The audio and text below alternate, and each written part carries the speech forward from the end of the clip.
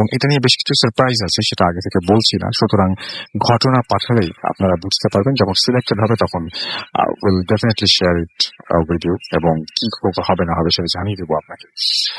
তো এখন যেটা করব সেটা হচ্ছে সরাসরি ঘটনায় চলে যাবো, এবং আমাদের প্রথম স্টোরি সেটা আমরা বলতে চাই।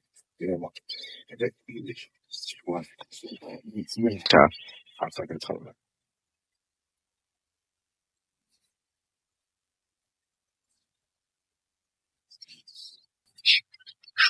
সো স্টুডিওতে যাওয়া আমার পক্ষে সম্ভব না। এই ঘটনাটি আশা করি ভালো আছেন। আমি ওয়ালিদ। আমি চায়নাতে বেইজিং এ একটা নাম করা মেডিকেল ইউনিভার্সিটিতে এমবিবিএস পড়ছি। সঙ্গত কারণে ইউনিভার্সিটির নামটা আমি উল্লেখ করছি না। তো আমি আজকে আমার কলেজের একটা ঘটনা সবার সাথে শেয়ার করব। আমি বাংলাদেশ থেকে এখানে এসেছি মার্চ মাসে। তখন বেইজিং এ প্রচন্ড শীত। তো এখানে আসার পর সবকিছু ভালো লাগছিল। পুরো ক্যাম্পাস ঘুরে ঘুরে দেখছিলাম, যেখানে ক্যাম্পাসটা অল্প দিনেই অনেক প্রিয় হয়ে উঠেছিল। কিন্তু বিপত্তি বাড়ল কয়েকদিন আগে। একদিন আমরা 4 বন্ধু রাত 11টার দিকে আমাদের কম্প্রিহেন্সিভ স্কিল ট্রেনিং ক্লাসের বিল্ডিং এ ঘুরতে গিয়েছি। সবাই বেশ মজা করছি। তো হঠাৎ এক দারোয়ান এগিয়ে এসে আমাদের বলল, তোমরা কোন ব্যাচ? আমরা বললাম 18th ব্যাচ। সে বলল, তোমরা এত রাত্রে এখানে কেন এসেছো? কেউ তোমাদের বলেনি যে এখানে রাতের বেলা আসা নিষেধ? আমরা যেহেতু জানতাম না কিছুতেই, এবং ব্যাপারটা আমাদের একেবারে অজানা ছিল, তো আমরা বললাম না। Nobody told us to come here. সে বলল, যাও, কখনো রাতের বেলা এখানে আসবে না তোমরা। তো সেদিনের মতো আমরা চলে আসলাম। কিন্তু আমাদের 4 বন্ধু কৌতূহল বশত মানে সেখানে আবার আসবে, এবং এবং তারা সেরকম একটা ডিসিশন নিল। পরের দিন আমরা আবার গেলাম। আসলে আমাদের জানার ইচ্ছা ছিল কেন আসবো না এখানে, কি ঘটনা, কি হয়েছে। একটা মেডিকেল কলেজের স্কিল ট্রেনিং বিল্ডিং এ লাশ থাকবে, এটাই স্বাভাবিক, আমরা সব জানতাম। কিন্তু আমাদের কৌতূহল ছিল যে কেন যাব না আমরা। কিন্তু আনফর্চুনেটলি আমরা ওই দিন ওই ওয়াংকে পেলাম না। ওই চাইনিজ দারোয়ান ওয়াং এর ওই দিন ডিউটি ছিল না। আমরা হোস্টেলে ফিরে এসে বড় ভাইদের জিজ্ঞেস করলাম ওই বিল্ডিং এর ব্যাপারে। কেউই তেমন মুখ খুলল না, শুধু বলল যে তোরা যাবি না। আমরাও পিছু হটলাম না, আবার গেলাম ওই বিল্ডিং এ। এবার ওয়াংকে পেলাম। সবাই মিলে চেপে ধরলাম যে ঘটনা কি। তো অবশেষে ওয়াং বলল, ঘটনাটা হলো প্রায় 3 বছর আগে একদিন 4টা লাশ মর্গ থেকে ট্রেনিং এর জন্য এখানে নিয়ে আসা হয়। লাশ এনে যেদিন রাখা হয় তার 1 সপ্তাহ পর ছিল ট্রেনিং ওয়ার্ক। লাশগুলো যখন 209 নাম্বার রুমে রাখা ছিল, তখন রুমের আশেপাশে 4 জন গার্ড। একদিন রাত্রে একজন গার্ড লক্ষ্য করে যে রুমের মধ্যে স্ট্রেচার টানার শব্দ হচ্ছে। তখন ছিল জানুয়ারি মাস, প্রচন্ড ঠান্ডা ছিল। তো গার্ড অলসতা বশত সেদিন আর রুমে কিছু খুলে কিছু চেক করলো না। তারপরের দিনও অনেক শব্দ। এবার সে রুম খুলে ভেতরে গিয়ে দেখলো সব ঠিক আছে। সে প্রত্যেকটা লাশের ওপর থেকে কাপড় সরিয়ে দেখলো যে লাশ ঠিক আছে কিনা। হলো লাশগুলো একদম আগের জায়গাতে আছে।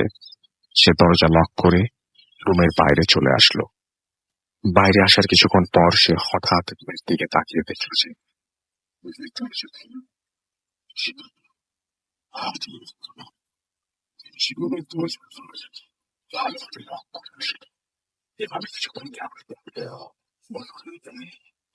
পড়েছিল। এমন সময় সে শুনল যে রুমের মধ্যে মানুষের কথা বলার আওয়াজ। সে এবার একটু ভয় পেল। চুপি চুপি রুমের দরজার গ্লাস দিয়ে তাকিয়ে দেখল একটা লাশ স্ট্রেচারে ভয় পেল, এবং ওই দিন কাউকে কিছু না জানিয়ে ঘুমিয়ে পড়ল। পরের দিন ফরেন্সিক ডিপার্টমেন্টের স্যারকে এই ঘটনা বলল। স্যার হ্যালুসিনেশনের বলে ঘটনাটাকে ব্যাখ্যা দিলেন এবং তাকে বলল যে ভয় না পেতে। তো যথারীতি পরের দিন সে আবার তার কাছে গেল। এবার সে প্রায় রাত 2টার দিকে শুনতে পেল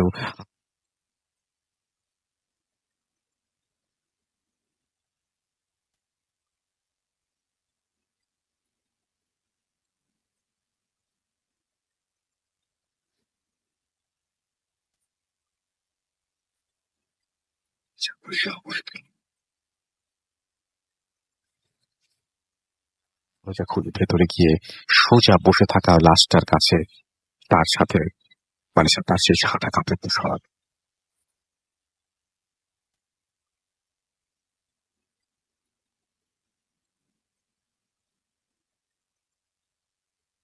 কান দেখলো একটা লাশ যার চোখ উপড়ে ফেলা আর কান দিয়ে রক্ত গড়িয়ে পড়ছে। আর সেই লাশটা ওই গার্ড যে গার্ডটা তার সাথে ছিল এসেছিল সে পেছনে তাকালো এবং দেখলো মানে যে লাশটা সেই গার্ডটাই ছিল সেই লাশটা, এবং পেছনে ফিরে যখন তাকালো তখন দেখলো সাথে কেউ নেই এবং যাকে নিয়ে এসেছিল সে কোথায় যেন হাওয়া হয়ে গেছে। এবার সে অন্য একটা লাশের মুখের ওপর থেকে কাপড় সরালো এবং এবারও ঘটলো সবচেয়ে ভয়ঙ্কর ঘটনা। দেখলো একটা লাশের মাথা থ্যাঁতলানো আর চোখ বের হয়ে আছে। এই লাশটা তার নিজের। এবার এবার সে নিজেকে আর ধরে রাখতে পারল না, বাইরে এসে চিৎকার দিয়ে অজ্ঞান হয়ে পড়ে গেল। পরের দিন তার যখন সেন্স আসলো তখন সে দেখলো সে হসপিটালের সামনে কলেজের ভেতরে সবাই তার কাছে জানতে চাইলো কি হয়েছে তার। সে সব ঘটনা খুলে বলল, কিন্তু সেবারও সব ডক্টর বলল সে আবার জানতে চাইলো ওই গার্ডগুলো কোথায় যাকে সে সাথে নিয়ে ওই রুমে গিয়েছিল, কিন্তু সবাই তখন হেসে উঠল আর বলল যে এখন ভ্যাকেশন চলছে, 1 মাস ছুটি, আসবে কোথা থেকে। হয়তো তার মনের ভুল, কিন্তু কে জানতো এরপরে আরো ঘটনা ঘটবে। ট্রেনিং এর আগের দিন রাত্রে 9 তলা থেকে পড়ে যাওয়া গার্ডটা তার কত কৌতূহল বশত লাশ পাওয়া গেল এবং সেটা 9 তলা থেকে পড়ে যাওয়া লাশ ছিল। যখন সে স্বাভাবিকভাবে পড়ে গেল এবং কিভাবে পড়ে গেল কেউ জানতো না। ঘটনাটা এভাবে শেষ হলেও পারত, কিন্তু ঘটনা শেষ হলো এর মানে হলো না, এর এখনো শেষ হয়নি। সেদিনের পর থেকে ওই বিল্ডিংটা মাঝরাতে এলিভেটরের সামনে কিংবা করিডোরের এক কোনায় কালো ব্লেজার পরা 9 তলা থেকে পড়ে যাওয়া বিভৎস রক্তাক্ত এই নিয়ে একটা হইচই লেগে গিয়েছিল কলেজে। ইভেন মানে এটা মানে ইউকের এক ভাই, তার নাম হচ্ছে অ্যান্ড্রু, এবং তার ব্রাজিলিয়ান একটা ফ্রেন্ড, এবং একদিন যে কি যেন একটা কাজে বিল্ডিং এ এসেছিল, তো সেদিন এলিভেটরে বিজি থাকায় তারা সিঁড়ি দিয়ে নামছিল, হঠাৎ দেখলো সিঁড়ির এক কোনায় ওই গার্ডটা টলতে টলতে যাওয়া তার শরীর এবং তার মাথা দিয়ে এবং তার মাথা নিয়ে দাঁড়িয়ে আছে এবং শরীর এবং তার মাথা নিয়ে দাঁড়িয়ে আছে। এরপর তারা চিৎকার দিয়ে দুজন অজ্ঞান হয়ে গিয়েছিল। এরপর থেকে ওই বিল্ডিং এর ট্রেনিং ওয়ার্কে সবাই একসাথে, ব্যতীত কারো একা আসা নিষেধ কিংবা ঘুরতে আসাও নিষেধ, শুধু গার্ডদের অ্যালাউড। এই ছিল ঘটনা। চাইনিজ দারোয়ান হিসেবে ওয়াং ভাঙা ভাঙা ইংলিশে যতটা বলেছে আমি ততটা বাংলায় বলার ট্রাই করেছি। জানি না সবাইকে ঘটনার বর্ণনা করতে পেরেছি কিনা। ভালো লাগলে শেয়ার করবেন। আপনারা লাশের ঘটনা, হসপিটালের ঘটনা শুনতে চান, সেরকম একটা ঘটনা খুব কষ্ট করে পড়লাম, যেহেতু এটা ইংলিশে মানে ইংলিশ অ্যালফাবেট দিয়ে লেখা, so it's very difficult to read out. তো তারপরে আমি চেষ্টা করলাম যতটা সুন্দর করে পড়া যায়, এবং আশা করছি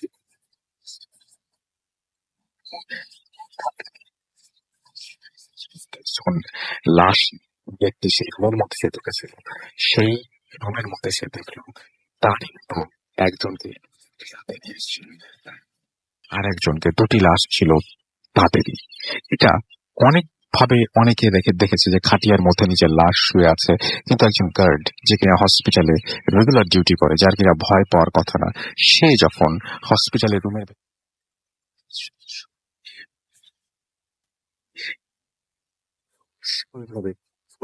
হয় 9 তলা থেকে পড়ে গিয়ে সে মৃত্যুবরণ করে, এবং তারপর থেকে তাকে সেই স্যুট পরা অবস্থায় হসপিটালে দেখা যায়। হসপিটালে আপনারা বহুবার গেছেন, বিভিন্ন হসপিটাল আপনারা ভিজিট করেছেন, বিভিন্ন সময় হয়তো কাউকে দেখতে গেছেন, নিজের প্রয়োজনে গেছেন, এবং হসপিটালগুলো কম বেশি একই রকম হয়। এই হসপিটালগুলোর করিডোর বা কোনো একটা জায়গায় যদি আপনি দেখেন একটা মানুষ দাঁড়িয়ে আছে এবং সেটা স্যুট পরা একটা মানুষ, রাতের বেলা আপনি একা উঠতে যাচ্ছেন সিঁড়ি দিয়ে, তখন দেখলেন, ব্যাপারটা কি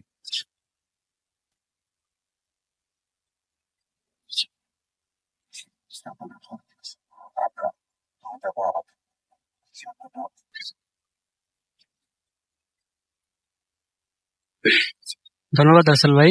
আমি রায়হান আহমেদ। আমি এসেছি ধানমন্ডি জিগাতলা থেকে। আসসালামু আলাইকুম লিসেনার্স। আমি আজকে আমার সাথে ঘটে যাওয়া একটা ঘটনা শেয়ার করব। এটা আজব একটা ঘটনা আমার কাছে। কেন আজব সেটা আপনারা ঘটনা শেষেই বুঝতে পারবেন। তো আমি ঘটনা চলে যাচ্ছি সরাসরি। এবং এই ঘটনাটা গ্রামের ঘটনা, তাই না? এটা একটা গ্রামের ঘটনা। আপনারা সবাই হসপিটালের ঘটনা, গ্রামের ঘটনা শুনতে চান, তো আমি সেরকমই শোনাচ্ছি। আজকে আমি আশা করছি যে আপনাদের কোনো কমপ্লেইন পাবো না যে গ্রামের ঘটনা নেই, লাশের ঘটনা নেই। যেগুলো আপনারা পছন্দ করেন সেই ধরনের ঘটনা দিয়ে আজকের এই এপিসোডটি। সো শুরু করুন আপনার ঘটনা প্লিজ। ওকে, ঘটনাটা 2004 সালের। তখন আমি ক্লাস 9-এ পড়ি। তো আমি আমার নানা বাড়ি থেকে পড়াশোনা করতাম। তো একদিন আমার মামি বলতেছেন যে আজকে বাজার করতে হবে। তো ওই দিন ছিল রবিবার। রবিবারে আমাদের নদীর পাড়ে যে বাজারটা, ওই দিন রবিবারে বাজার না। তো রবিবারে আমাকে বাজার করতে হলে সুন্দরপুরে যেতে হবে। তো সুন্দরপুরটা আমাদের গ্রাম থেকে প্রায় 5 কিলোমিটার জায়গা। তো আমি আর দেরি না করে বাজারের দিকে রওনা দেই। তখন বিকাল ছিল, সন্ধ্যার কাছাকাছি সময়। তো বাজারের দিকে যখন রওনা দেই তখন আমি গাঙ্গের পাড়ে চলে আসি, মানে নদীর পাড়ে চলে আসি। নদীর পাড় দিয়ে আমি হাঁটা শুরু করি। হাঁটতে হাঁটতে আমি মাটির রাস্তার কাছে চলে আসি। মাটির রাস্তা থেকে প্রায় আরো 2 কিলোমিটার যাওয়ার পরে হচ্ছে পাকা রাস্তা। পাকা রাস্তা থেকে আরো 1 কিলোমিটার যাওয়ার পরে বাজার। তো আমি হাঁটা শুরু করে বাজারে চলে যাই। আমার কোনো সমস্যা হয় না। বাজারে চলে যাই। বাজারে গিয়ে আমি বাজার কিনি। আমার একটা মাঝারি সাইজের রুই মাছ কিনি, আর 1 কেজি আলু, আর 1 কেজি টমেটো, আর কাঁচামরিচ, আর ধনেপাতা, এগুলো কিনি। কেনার পরে ওই ইতিমধ্যে অনেক সময় চলে যায়, সন্ধ্যা হয়ে যায় প্রায়। সন্ধ্যা হয়ে যায় দেখে আমি আবার অনেক দূর যেতে হবে, আমি তাড়াতাড়ি রওনা দিয়ে দিই। তো এদিকে পাকা রাস্তা ছিল, গ্রামের মানুষ আসা যাওয়া করতেছে। তো এখানে লাইটের আলো ছিল, অনেকের হাতে লাইট টাইট ছিল। তো এদিকে আমি আসতেছি, আমার কোনো সমস্যা হয়নি। রাস্তা একটু অন্ধকার ছিল, আকাশে তখন চাঁদ ছিল না, কিন্তু আকাশটা একটু পরিষ্কার ছিল, মানে রাস্তা দেখা যাচ্ছে। তো আমি মাটির রাস্তার কাছে চলে আসি। মাটির রাস্তার কাছে চলে আসার পর আমি মাটির রাস্তাতে আরো তো 2 কিলোমিটার জায়গা যাওয়ার পরে গাঙ্গের পাড়ে চলে আসি। তো গাঙ্গের পাড়ে আসার পর যে জায়গাটা উঠতি, যে জায়গাটা, সেটা হচ্ছে একটা ডোরের পাড়, গ্রামের ভাষায় বলে ডোরের পাড়। এই জায়গাটাতে নদীর পানি, এখানে নদীর স্রোত থাকে না, নদীর এখানে স্রোত নেই। এখানে পানিটা একদম চোরটা একটু বাড়তি অংশ যাওয়ার কারণে পানিটা এদিক দিয়ে না যেয়ে পানিটা এদিকে এসে একটু ঘূর্ণি খেয়ে, মানে এই জায়গাটা গভীরতা বেড়ে গেছে। তো এখানে মানুষ এই জায়গাটাকে ডরের পাড় বলে। এমনিতেই গ্রামের মানুষ মনে করে এই জায়গাটা দূষিত, মানে কিছু একটা, মানে হিসেবে একটা, মানে তাদের মধ্যে একটা ধারণা কাজ করে আর কি। তা আমি আবার গ্রামে থাকি, তো আমার এইসবে মানে এইসবের প্রতি আমার ভয় তো নাই। আমি আমার প্রতিদিনের মতো এই রাস্তাতে যাওয়া আসা করি, আমার সমস্যা হওয়ার কথা না, আমি আমার যাওয়া শুরু করি। তো আমি যখন ডরের পাড়টা ক্রস করতেছি, তো তখন এখানে ছিল বাঁশঝাড়। তো বাঁশঝাড় আর আরো গাছগাছালি ছিল, মানে ঘন জঙ্গলের মতো এলাকা। আর এই জঙ্গলের কারণে এই জায়গাটা একদম ডার্ক হয়ে গেছে, মানে একদম অন্ধকার এখানে। তো এখানে আমি যাচ্ছি এই জায়গা দিয়ে, ঠিক তখনই হঠাৎ আমার সামনে দিয়ে মানে একটা কালো একটা প্রাণী মানে ধপ করে চলে যায়, মানে ঠিক 2 হাত সামনে দিয়ে আমার চলে যায়। মানে আমি দেখে, মানে আমি কি হয়েছে বুঝতে পারি না, আমি জাস্ট জায়গায় স্ট্যান্ড দাঁড়ায় থাকি। দাঁড়ায় থেকে মানে আমি একটু ভয় পাই, আমার হৃৎপিণ্ড নাড়া দিয়ে উঠে যে কি হচ্ছে আসলে, এটা কি কি ছিল। তো আমি একটু ভয় পেয়ে যাই। ভয় পেয়ে আমি তখন আমি সূরা ইয়াসিনের 4-5 আয়াত পারতাম। তো সূরা ইয়াসিন পড়া শুরু করি, মানে সাহস জোগানোর জন্য। তো সূরা ইয়াসিন পড়া শুরু করে আমি আবার হাঁটা শুরু করি। আমি এদিকে ঘামতেছি, ভয়ে আমি একটু ঘামতেছি। তো হঠাৎ আমার কানে একটা ঘুমগানির আওয়াজ আসে, চাপা ঘুমগানির আওয়াজ। একজন মানুষ যদি অনেক দুঃখে কষ্টে যদি কাঁদে, তাহলে তার মধ্যে যেরকম একটা মানে ঘুমগানোর ভাব একটা থাকে, ওই রকম একটা আওয়াজ আমার কানে আসে। এটা আমার খুব কাছেই ছিল, আমি স্পষ্ট অবস্থা শুনতে পাচ্ছি। তো শুনতে পাওয়ার পর ইতিমধ্যে তো আমি অলরেডি এটা দেখে ভয় পাইছি। তো ওইটার আওয়াজ শুনে আমি আরো ভয় বেড়ে গেছে।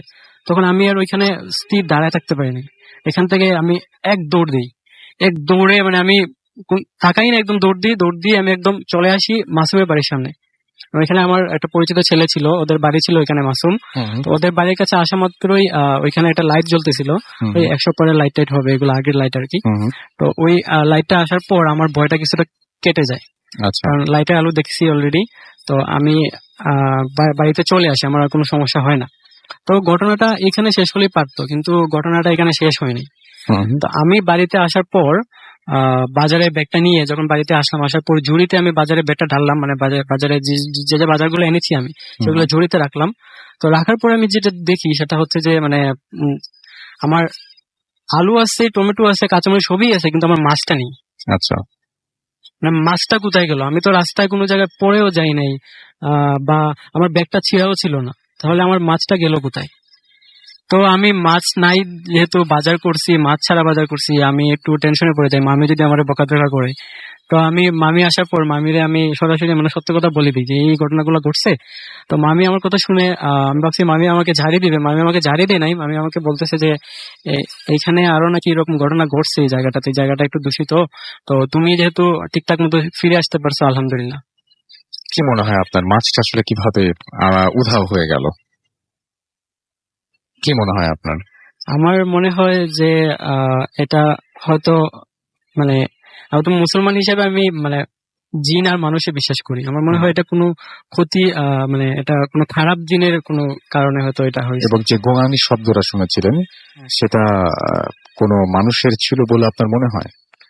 মানুষ আসলে ভাইয়া এরকম গুঙ্গানি করার কথা না। মানুষের গুঙ্গানি বোঝা যায়, মনে হচ্ছে এটা মানে মানুষ না, অন্য কিছু ছিল। আচ্ছা, তার মানে গোঙানিটা একটু অন্যরকম ধরনের। হ্যাঁ, অন্যরকম ছিল। ওকে, থ্যাংক ইউ ভেরি মাচ। আপনার ঘটনার জন্য আপনাকে অনেক ধন্যবাদ। আমি দেখতে পাচ্ছি আমাদের এখানে অনেকে কমেন্ট করছেন, আমি কিছু কমেন্ট পড়ে ফেলি। আমরা ছোট্ট একটা বিরতিতে যাব, বিরতির পরে আবারও ফিরে আসবো। সেই পর্যন্ত আমাদের সঙ্গে থাকুন এবং তারপরে আরো অন্য সব ঘটনা নিয়ে আসবো। সেই পর্যন্ত আমাদের সঙ্গে থাকুন। স্টে টিউনড টু রেডিও ফুর্তি এফএম এন্ড ডু ফুর্তি।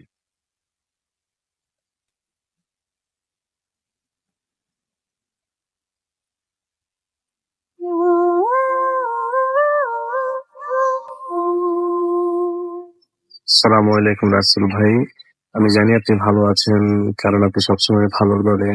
আমি বাপ্পি ফ্রম KSA। আমার দেশের বাড়ি নোয়াখালী জেলার সেনবাগ থানায়। আজকে যে এই ঘটনাটি আমি শেয়ার করবো আপনাদের সাথে, এটা আমার সাথে না, এক্স্যাক্টলি আমার সুপারভাইজারের সাথে ঘটে যাওয়া একটি ঘটনা। ঘটনাটি শুরু করার আগে আমি বলে নিই, আমি একজন লাইফ গার্ড। আর লাইফ গার্ড মানে তো জানেন যে কোনো বিচে কাজ। তো আমার কাজটাও এটা সি বিচে, সৌদি আরবের যে কোনো একটা সি বিচে আছি আমি। তো আমাদের লাইফ গার্ডের মূলত দুইটা শিফটে ডিউটি থাকে, একটা হচ্ছে ডে শিফট, একটা নাইট শিফট। ডে শিফটে 5 জন লাইফ গার্ড, সাথে একজন সুপারভাইজার। নাইট শিফটটাও সেরকমই, 5 জন লাইফ গার্ড, একজন সুপারভাইজার। তো ঘটনার দিন আমার ডিউটি ছিল রাত্রে বেলায়, নাইট শিফটে। তো বলে রাখি আগে থেকে যে রাসেল ভাই, আমাদের যেই বিচে আছি আমরা, বিচটা এখনো পুরোপুরি ভাবে চালু হয়নি। ওপেনিং সুন, মানে কিছুদিনের মধ্যে চালু হবে এরকম একটা ব্যাপার। তো সেই জন্য রাত্রেবেলায় লাইট সবগুলোই অফ থাকে। 2 কিলোমিটার একটা বিচের মধ্যে একটা লাইট কিন্তু চালু থাকে না। শুধু মসজিদের মধ্যে একটা দুটো লাইট চালু থাকে, আর কয়েকটা টয়লেট বিল্ডিং আছে, ওগুলোর মধ্যে লাইট চালু থাকে। নাইলে পুরো রাস্তা, পুরো পার্ক, বিচ সবই অন্ধকার থাকে সবসময়। তো এই জন্য সবাই রাত্রেবেলায় যার যার মতো করে টাওয়ার থেকে নেমে গিয়ে যার যার মতো করে পার্কের মধ্যে বসে থাকে। পার্কের মধ্যে বসে থাকার অনেক জায়গা আছে, কেউ বসে ফোনে কথা বলে, কেউ বা জিম করে, কেউ বা এক একটা এক একজন এক একটা করে, যার যেটা ভালো লাগে আর কি। সবাই কিন্তু আবার একসাথে না, কেউ দেখা গেছে এখানে, কেউ আরো আধা কিলোমিটার দূরে, কেউ আরো 50 মিটার দূরে, এরকম থাকে। তো আমাদের সেদিনের একই অবস্থা, এক একজন এক এক সাইডে। আমাদের সুপারভাইজার তিনি একবারে শেষ কর্নারে ছিলেন, যেখানে একটি মসজিদটা, উনি মসজিদের মধ্যেই বসে আছে, পা গোলা সামনের দিকে সোজা করে, পায়ের উপর পা রেখে উনি বসে বসে ফোনে কথা বলতেছিল মসজিদের ভিতরে। আর উনি খুব লাউডে ফোনে কথা বলে, সেটা সত্যি কথা। তো এরকম কথা বলার একটা পর্যায়ে হঠাৎ করে মসজিদের যে দরজা, দরজা অনেক জোরে একটা শব্দ হলো, ঠাপ করে একটা শব্দ হলো। এখানে দরজাটাও কিন্তু খুলে গেছে, পুরো দরজাটাই খুলে গেছে। যদিও দরজাটা ওইভাবে খোলাটা পসিবল না একটা ধাক্কা দিয়ে, কেননা এটা আমি বা আপনি যেই খুলতে চাই না কেন, একটা মানুষ পুরো শক্তি দিয়ে ধাক্কা দেওয়ার পরে দরজাটা খুলে, কারণ দরজাটা অনেক বড় এবং অনেক মোটা একটা কাঁচের দরজা। তো আহ, দরজাটা মানে খুলে গেল ধাক্কা একটা শব্দের সাথে, 1 সেকেন্ডের মধ্যে পুরো দরজাটা খুলে গেছে। এটা দেখে সুপারভাইজার অনেকটা আশ্চর্য হলো যে এটা তো সম্ভব না, কিভাবে এটা সম্ভব, দরজাটা 1 সেকেন্ডের মধ্যে খুলে গেল। তারপর উনি ভাবলো যে হয়তো বা আমরা বাকিরা সবাই মিলে একসাথে ধাক্কা দিচ্ছি, ওনাকে ভয় দেখানোর চেষ্টা করতেছি, তাই হয়তো বা খুলছে। তো উনি যথারীতি টর্চ লাইটটা নিয়ে দেখতেছিল ওই দিক থেকে কেউ আছে কিনা মসজিদের বাইরে বা দরজার সামনে। উনি দেখলো যে কেউই নেই। উনি বিষয়টা অতটা আমলে না নিয়ে উনি আবার বসে পড়লো, বসে এবার ফোনে কথা বলতেছিল না, ঠিক এবার ফেসবুকিং করতেছিল, এরকম একটা ব্যাপার। এমন সময় শুদ্ধ বাংলায় কেউ একজন ওনাকে বলতেছিল মসজিদের ভিতরে যে যাও, মসজিদ থেকে বেরিয়ে যাও। উনি প্রথমবার শুনে উনি একটু অবাকই হলো। তারপর হয়তো বা আমি অনেক কিছু ভাবতেছি উল্টাপাল্টা, হয়তো বা এটা আমার মনে ভুল হতে পারে। উনি উড়াই দিল বিষয়। সেকেন্ড 3-4 মিনিট পর যখন আবার একই কথাটা বললো, যাও মসজিদ থেকে বেরিয়ে যাও, এই কথাটা যখন আবার শুনলো, এবার একটু মানে ভয় পাইলো, যেটা সত্যি কথা, একটু ভয় পাইলো মনে মনে। কেউ নাই, কে এই কথাটা বলতেছে, ইভেন আসতে না, কথাটা কিন্তু অনেক লাউডলি বলতেছে। তারপরে তাও উনি বসেই ছিল, উনি নড়ে নাই। ঠিক 3-4 মিনিট পরে আবার এবার খুব একটা রাগে একটা গলায় বললো যে, কি হলো, তোমাকে না বললাম বেরিয়ে যেতে মসজিদ থেকে? এবার উনি প্রচন্ড ভয় পাইছে। উনি টর্চ লাইটটা নিয়ে কোন রকম এক দৌড়ে মসজিদ থেকে বাইরে চলে আসছে। বাইরে এসেই উনি এদিক সেদিক টর্চ লাইট মারতেছে। টর্চ লাইট একটা বারের জন্য লাইটটা অফ করতেছে না, উনি এদিক সেদিক ভালো করে দেখতেছে কেউ আছে কিনা কোথাও। আর মনে রাখছি, রাসেলভাই মসজিদের সামনে কিন্তু ছোটখাটো একটা বাগানের মতো, মানে সোজা রাস্তার দুই পাশে বাগান, এরকম একটা ব্যাপার। এবং বাগানে অনেক ধরনের ফুল গাছ আছে, আবার অনেকগুলো অনেক বড় গাছ আছে যেগুলা মানুষের আগের থেকে বেশি, ওই পাশ থেকে ওই পাশ দেখা যায় না এরকম। তো তিনি এরকম টর্চ লাইট মেরে দুটো পাশে দুই পাশে ভালো করে দেখতেছে কেউ আছে কিনা। তো এমন সময় আমি যত আগাইতে থাকে তত একটা জিনিস শুনতে থাকি, কি আপনার 2-3 জন মানুষ মানে কথা বলতেছে একসাথে একসাথে। সেটা শুনলে তিনি একটু কৌতূহলী হয়ে উনি সামনের থেকে যাচ্ছে, কে কথা বলছে। তিনি যত সামনের থেকে যাচ্ছে ততই সাউন্ডটা আরো লাউডলি পাচ্ছে।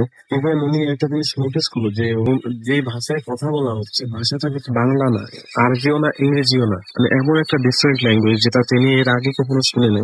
তো তিনি তারপর সামনের দিকে আগাচ্ছে, আগাইতে আগাইতে একটা সময় একবারে যখন ওই যে দিক থেকে সাউন্ড আসছে ওই দিকে চলে আসলো, লাইটটা ওদের দিকে না, ঠিক লাইটের নিচের দিকে মারা ছিল, রাস্তার দিকে। তো লাইটের যে উপরে কিন্তু যে একটা আবছা আলো থাকে, ওই আলো তুমি দেখতে পাইলো যে 3 জন মানুষ সাদা আলখাল্লা পরা সোজা হয়ে দাঁড়ায় আছে ওখানে। ইভেন ওনার দিকে বড় বড় চোখ করে তাকায় আছে। এবং মানুষগুলো এত লম্বা ছিল ভাই, একটা মানুষ না হলে 8 থেকে 9 ফিট লম্বা হবে, এত এত লম্বা। আর তাদের চোখগুলা জ্বলছে, যেন মনে হচ্ছে আগুন জ্বলতেছে চোখগুলোর মধ্যে, এরকম একটা ব্যাপার। ওনার দিকে তাকায় আছে, এক পা করে ওনার দিকে আগাচ্ছে। এবার একটা সময় উনি এত বেশি ভয় পাইছে যে উনি আর নিজেকে কন্ট্রোল করতে পারেনি, সেখানে তিনি সেন্সলেস। তো আমরা কিন্তু বিষয়টা 5 জনের মধ্যে একজনও কিন্তু জানতাম না যে এরকম কিছু একটা হয়ে যাচ্ছে ওনার সাথে, বা এরকম কিছু একটা হতে পারে। আমরা যথারীতি আমাদের গাড়ি আসার সময় হয়ে গেছে, ডিউটি প্রায় শেষের দিকে। তো গাড়ি চলে আসছে, তখন আমরা সবাই গাড়িতে যাবো এমন সময় খুঁজতেছি যে উনি তো নাই, উনি আসে নাই, আমাদের সুপারভাইজার। এরপর আমরা সবাই ওনাকে খোঁজার জন্য বেরিয়ে গেলাম, এক একজন এক এক দিয়ে কেউ পাচ্ছি না, ওনাকে দেখতেছি না। মসজিদের মধ্যে গেলাম, মসজিদের মধ্যে ওনার ব্যাগ পড়ে আছে, ওনার যে পেন, খাতা টাতা সবকিছুই আছে, মোবাইল ফোনটাও ওখানে পড়ে আছে, কিন্তু উনি নাই। আমরা একটু মসজিদের সামনে দেখতেছি যে যেহেতু সবকিছু এখানে আছে, হয়তো মসজিদের সামনেই থাকতে পারে উনি আশেপাশে। তো দেখতে দেখতে একটা সময় ওই জায়গাটায় গেলাম যেখানে তিনি শেষটার সমস্যা করেছিলেন। ওখানে গিয়ে ওনাকে দেখলাম, দেখার পরে ওখান থেকে ওনাকে আমরা উঠালাম, চোখে মুখে পানি দিয়ে। পরে ওনার যখন একটু জ্ঞান আসলো, তারপর ওনাকে আমরা গাড়িতে উঠালাম।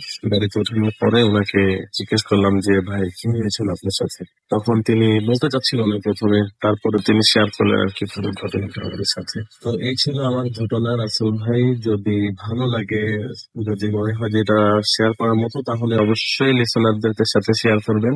আর ভালো থাকবেন সবসময়। Thank you. Mood FM Live.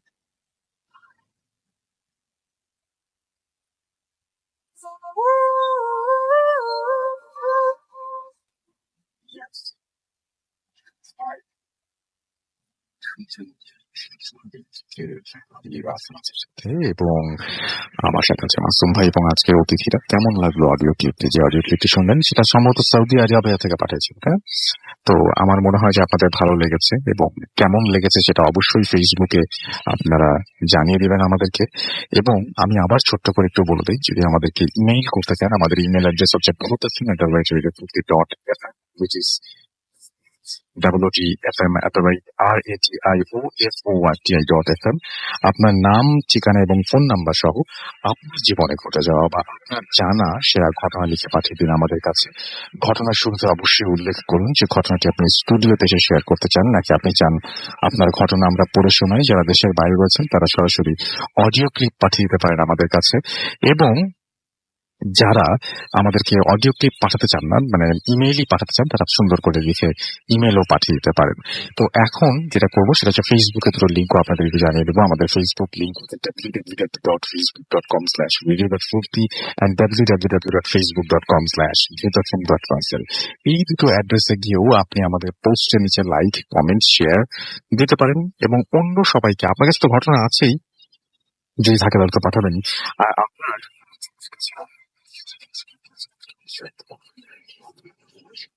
আমরা চলে যাব আমাদের পরবর্তী অতিথির কাছে।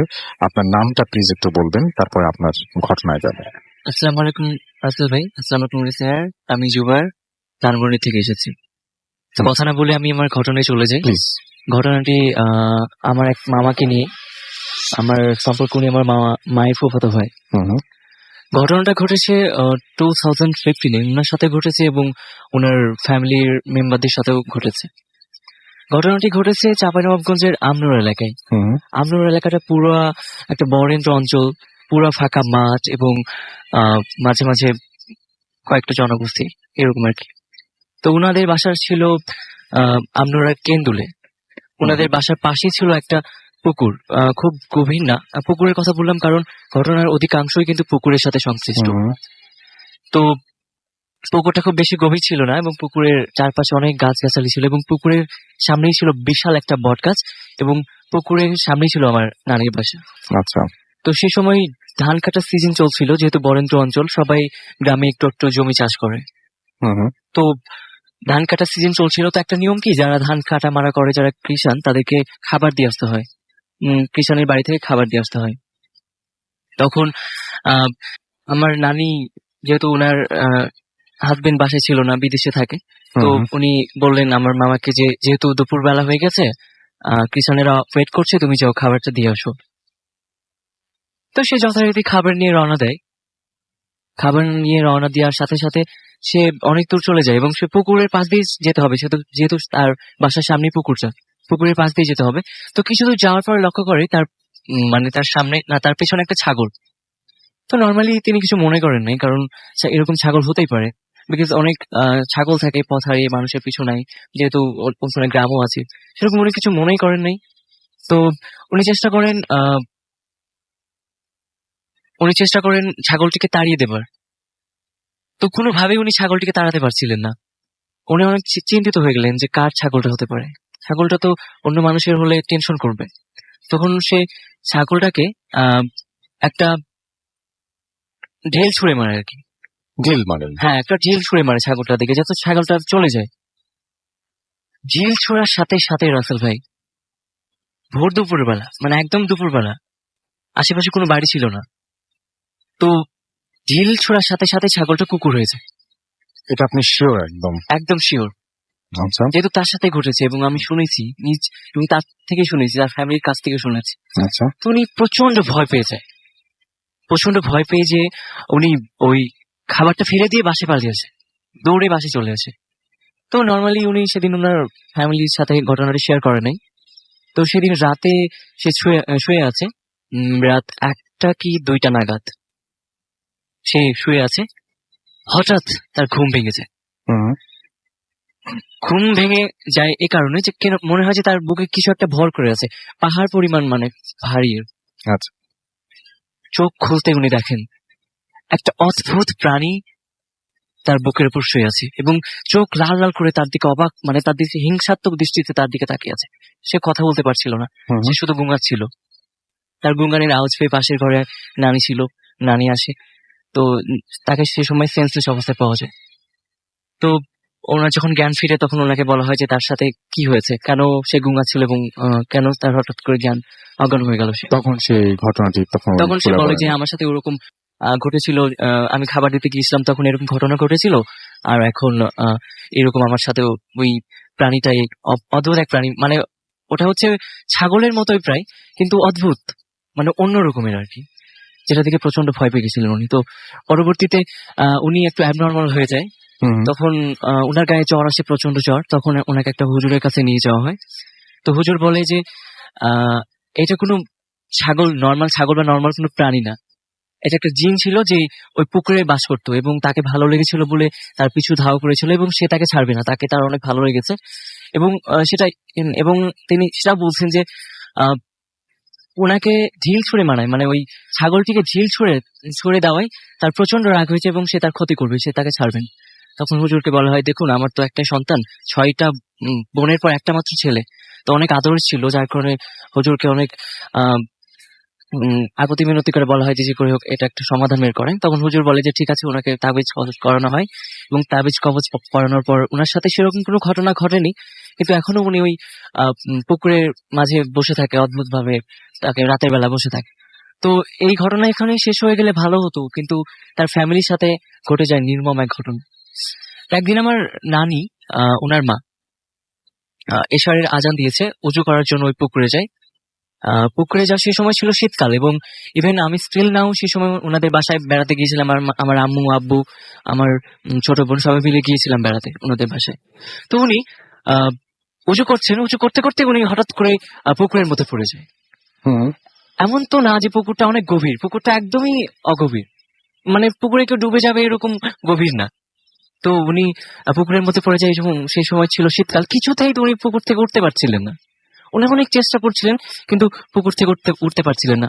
পরে ওনাকে উদ্ধার করা হয় এবং ওনাকে জিজ্ঞাসা করা হয় যে আপনি হঠাৎ করে উজু করতে করতে পুকুরে পড়ে গেলেন কেন?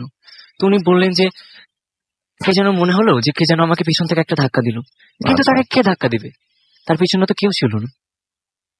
তো তারপরে তার সাথে আর কোনো ঘটনা ঘটেনি, কিন্তু তার কিছুদিন পরে তার সেজো মেয়ে ওনার বাসায় বেড়াতে আসে। ওনার বাসায় যখন বেড়াতে আসে, ওনার একটা সন্তান আছে 10 বছরের। তো ওনাকে হঠাৎ করে খুঁজে পাওয়া, ওই ছেলেটা মানে ওর যে ছেলেটা মানে আমার নানির নাতি যে, আচ্ছা, ওকে খুঁজে পাওয়া যাচ্ছে না। অনেক খোঁজাখুঁজির পর ওনাকে খুঁজে পাওয়া যাচ্ছে না। তখন একজন দেখে যে ওই পুকুরে তার লাশ ভাসছে। আচ্ছা, এবং আপনি বলছিলেন যে পুকুরটা অগভীর ছিল। হ্যাঁ, এবং সেখানে ডুবে যাওয়া কোনো মতে কারো সম্ভব না, একটা ছোট বাচ্চা ওখানে ডুবে যাবে না, কারণ পুকুরটা অগভীর। মানে তার মানে শুকনা পুকুর ছিল, মানে শুকনা পানি পুকুর ছিল। অল্প ছিল। হ্যাঁ, যেহেতু এবং- শীতকাল সেহেতু পানি অল্প ছিল। হ্যাঁ, এবং সেটাতে কি পরে হচ্ছে খোঁজ খবর নিয়ে জানা গেছে যেটা অস্বাভাবিক, কিন্তু ঠিক হ্যাঁ, এটা পরে জানা, এবং প্রত্যেক বছরই কিন্তু সেখানে কেউ না কেউ মারা যায়। ওই কেউ না পুকুরটাতে ডুবে কেউ না কেউ, গ্রামের কেউ না কেউ মারা যায়, অথচ পুকুরটা অগভীর। অথচ পুকুরটা অগভীর। এবং ভাইয়া পুকুরটা অনেকবার বন্ধ করে দেওয়ার চেষ্টা করেছিল যার পুকুর ছিল, কিন্তু পুকুরটা কোনোভাবেই বন্ধ করা সম্ভব হয় নাই। বিকজ যতবারই বাড়িওয়ালা বা পুকুরওয়ালা বন্ধ করতে গিয়েছে ততবারই তার সাথে কোনো না কোনো খারাপ কিছু ঘটেছে। তার হয়তো কখনো তার গরুটা মারা গিয়েছে, বা কখনো তার ফ্যামিলি মেম্বারদের সাথে অ্যাবনর্মাল কিছু ঘটেছে। এই পুকুরটা কিন্তু মানে করা যায়নি, বন্ধ করা যায়নি। বন্ধ করা। তো রাসেল ভাই, এই ছিল আমার ঘটনা। থ্যাংক ইউ সো মাচ, আপনার ঘটনার জন্য আপনাকে অনেক ধন্যবাদ। আমরা চলে যাব আমাদের পরবর্তী অতিথির কাছে এবং আপনার ঘটনা আমরা শুনবো। আসসালামু আলাইকুম রাসেল ভাই। আসসালামু আলাইকুম রিসিলাস। আপনার নামটা একটু শুনি। আমার নাম সিয়াম, আমি হাজারীবাগ টালিফিস থেকে আসছি। জি, শুনি আপনার ঘটনা। আমি জি, আপনার সরাসরি আপনার ঘটনায় চলে যাই আমরা এবং শুনি আপনার কি ঘটনা আজকে। আমি সরাসরি আমার ঘটনায় যাচ্ছি। আমার যে ঘটনাটা সেটা আমার গ্রামে খুব পরিচিত একটা ছেলের সাথে ঘটে। জি, আমার গ্রাম হচ্ছে আপনার নোয়াখালী, কবিরহাট উপজেলার কালামুন্সি। আচ্ছা, সব গ্রামের ঘটনা, ওকে, দেখা যাক। হ্যাঁ, তো যে ছেলেটার নিয়ে কাহিনী, সেই ছেলেটা আমাদের এলাকায় খুব ফেমাস এই জন্যই যে ও একটু দুষ্টু টাইপ ছিল, আর মানে ওর একটা ব্যাড হ্যাবিট ছিল যে ও চুরি করতো। নর্মালি চুরি যেরকম আমরা চিন্তা করি ওরকম না, যেমন গ্রামে চুরি বলতে আমরা ডাব চুরি, সুপারি চুরি, এগুলো। তো নর্মালি এগুলা চুরি করার কারণে ও একটু ভালো ফেমাস ছিল।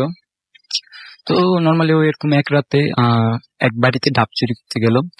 তো এই বাড়িটা নিয়ে মানে বেশ কিছু কাহিনী আছে, বা একটু হরর টাইপ ওই জায়গাটা। তো যেহেতু বেশ সাহসী ছিল, তো নর্মালি এখানে গেল চুরি করার জন্য। নর্মালি সে ডাব কাছে উঠলো, ডাব পাড়তেছিল। তো হঠাৎ সে খেয়াল করলো যে বিয়ের সাজে, যে কোনেরা যে বিয়ের সাজে থাকে, গহনা কাটি পরে, লাল শাড়ি পরে, সেরকম একটা মেয়েকে সে দেখতে পেল। তো যেহেতু একটু লোভী ছিল, খুব লোভ লেগে যায় মেয়েটাকে দেখে। তো ও নর্মালি মেয়েটার কাছে যায় যে যদি মেয়েটাকে সে ধরতে পারে বা কিছুটা করতে পারে, মানে গহনা টহনা। হ্যাঁ, ওগুলা পাবে সে। তো নর্মালি সে মেয়েটাকে সাথে কথা বলার জন্য সামনের দিকে যাচ্ছিল, মেয়েটার দিকে। কিন্তু সে একটা জিনিস খেয়াল করলো, সে যতই মেয়েটার দিকে আগাচ্ছিল, মেয়েটা ততই তার থেকে পিছাচ্ছিল। তো সে একটু জোরে জোরে হাঁটার চেষ্টা করে এবং মেয়েটাকে ধরাচ্ছিল, এবং এক সময় সে মেয়েটাকে ধরে ফেলে। তো ধরার পরে মেয়েটার মুখ ঘোমটা দিয়ে ঢাকা ছিল। তো সে সাহস করে মেয়েটার ঘোমটাটা উঠায়। তো ঘোমটা উঠানোর পরে যা দেখে সে তার জন্য প্রস্তুত ছিল না। সে দেখলো মেয়েটার মুখ ঝলসানো, মানে পুড়ে গেলে যেরকম ঝলসানো হয়ে যায়, বিশ্রী টাইপ দেখায়, ওরকম যে মাংসগুলো খসে খসে পড়ছে মুখ থেকে, এবং মেয়েটার চোখ প্রচন্ড লাল, এবং সে একটা ভয়ানক দৃষ্টিতে তার দিকে তাকিয়ে আছে। আচ্ছা। তো এরা দেখার পর নর্মালি সে যতই সাহসী হোক বা আমরা যতই সাহসী, এটা ভয় পাবো, ভয় পাওয়ার কথা, সে খুব ভয় পায়। তো ভয় পাওয়ার পরে সে আর এক দৌড়ে তার বাসার দিকে চলে যায়। তো বাসায় যাওয়ার পরে সে রাতে কাউকে কিছু বলে না, কিন্তু তার প্রচন্ড জ্বর হয়। সকালবেলা তার মা জিনিসটা নোটিস করে যে ওর কি হয়েছে। তো সে জিজ্ঞেস করলো যে তোর কি হয়েছে, বা কাল রাতে কি কোনো কিছু হয়েছে তোর সাথে। সে নর্মালি সব কাহিনী তার মাকে খুলে বলে। খুলে বলার পরে মা তাকে ঝাড়ফুঁক দিয়ে দেয়, তারপর পানি পরে তাকে খাওয়ালো।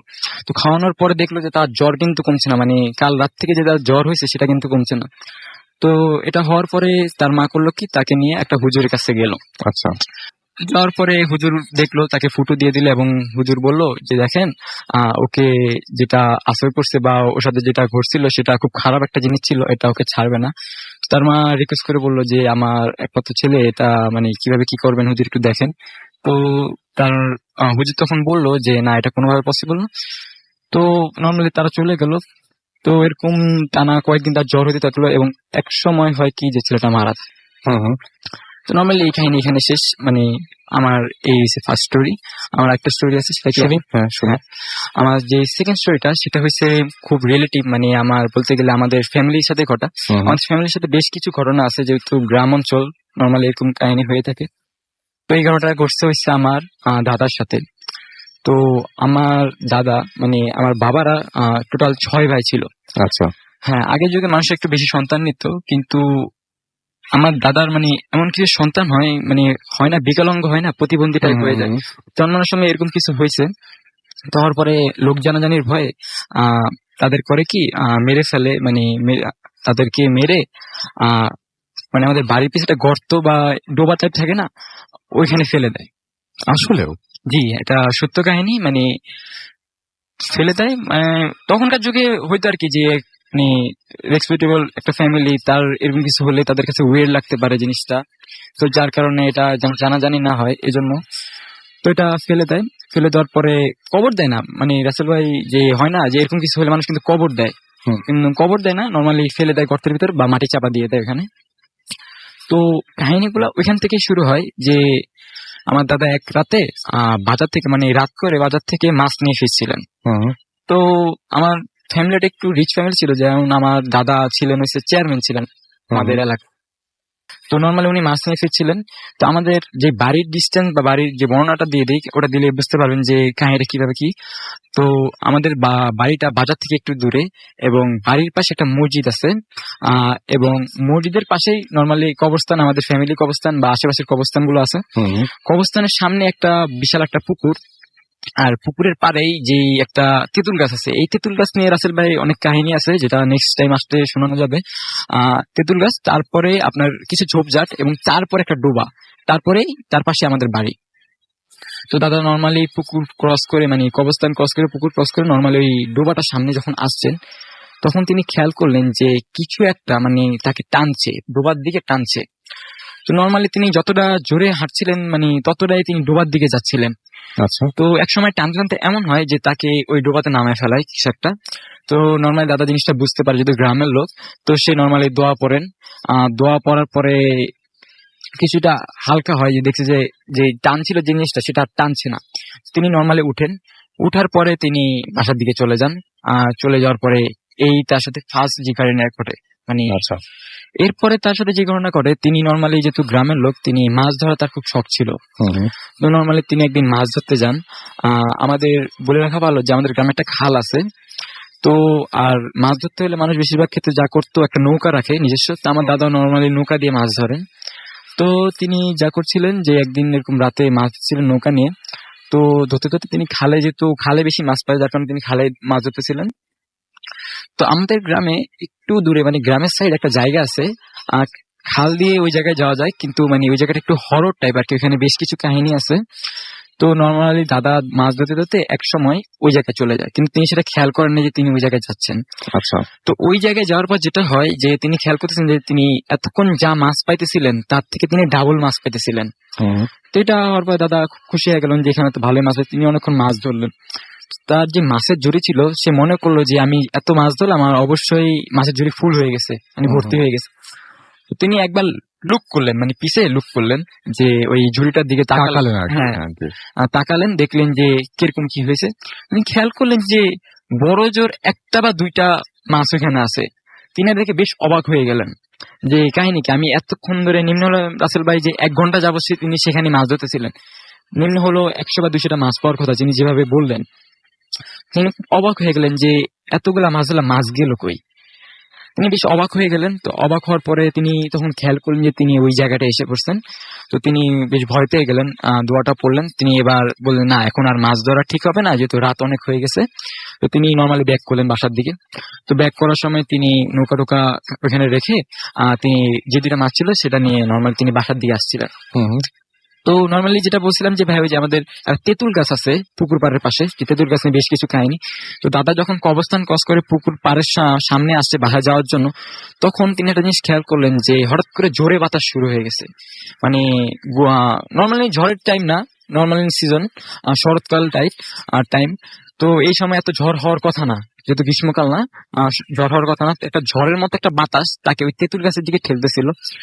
তো ঠেলে দিতে এক সময় তাকে মানে সজোরে একটা ধাক্কা দিয়ে, মনে হলো কি তাকে ধাক্কা দিছে, ধাক্কা দিয়ে তাকে তেঁতুল গাছের যে পাশ একটা কচু ক্ষেত আছে ওখানে ফালাই দিছে।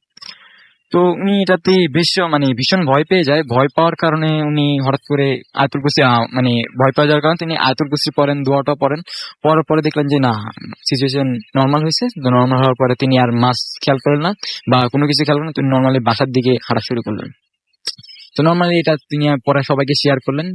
তখন তারা বুঝতে পারলো যে এটা অন্য কিছু একটা হয়েছে, বা ওই যে আমাদের যে চাচা বা যাদেরকে পুঁতে ফেলা হয়েছিল এরকম কিছু একটা কাহিনী। তো নর্মালি ওনারা মিলাদ টিলাদ পড়ায়, আর এরপর আর কিছু হয় না। কিন্তু এরপর খুচরা মানে থাকে কিছু কাহিনী আছে যে আমার চাচাতো ভাইয়ের সাথে বা আমার চাচাতো বোনের সাথে এরকম কিছু কাহিনী ঘটছে। এই আর কি নর্মালি আমার এই ঘটনা। ওকে, থ্যাংক ইউ সো মাচ আপনার ঘটনার জন্য। আপনাকে ধন্যবাদ। আমরা সবসময় শহরের ঘটনা বলি, এরকম একটা কথা শুনেছিলাম। তো আজকে গ্রামের ঘটনা শোনালাম, এবং আমি জানি না যে কেমন লাগছে। আমার কাছে আসলে শহর বা গ্রাম এইভাবে কোনো সময় আমি আলাদা করতে পারি না। আমার কাছে যে ঘটনাগুলো ভালো লাগে সেই ঘটনাগুলো সিলেক্ট করি, বাট আপনাদের চাহিদা ছিল, তো এবার এই উইকে সিলেক্ট করেছি আমরা এরকম গ্রামের ঘটনা, এবং সেই সাথে আপনারা হসপিটালের ঘটনা শুনতে চাইছিলেন, যেটা আমরা পেয়েছি একটা চায়না থেকে, সেটাও আমরা শোনালাম আপনাদেরকে। এবং আশা করছি যে এতক্ষণ পর্যন্ত আপনাদের ভালো লেগেছে। একটা চমৎকার ইমেইল আছে এরপরে, এবং তার আগে একটা অডিও ক্লিপ প্লে করবো, এবং তারও একটা ছোট্ট বিরতি আছে আমাদের। সো বিরতির পর একটা অডিও ক্লিপ এবং তারপর একটা ইমেইল নিয়ে ফিরে আসবো। সঙ্গে থাকবেন একজন নতুন অতিথি। সেই পর্যন্ত আমাদের সঙ্গে থাকুন। Stay tune two radio 58 FM and do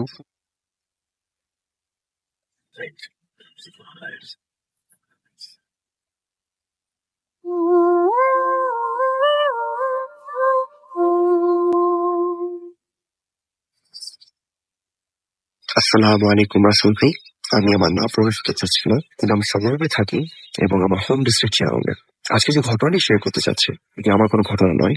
আলহামদুলিল্লাহ আমার সাথে এখন পর্যন্ত কোনো কিছু ঘটেনি, এবং যদি কখনো দুর্ভাগ্যক্রমক ওরকম কোনো কিছু ঘটে থাকে আমি ইনশাআল্লাহ আপনাদের সাথে শেয়ার করব। ঘটনাটি ঘটে যায় আমার মামির বাড়িতে কাজ করে একজন বিধবার সাথে। যেমন ঘটনা চিটাগং, বিধবার জামাই মারা যায় একটা সড়ক দুর্ঘটনায়।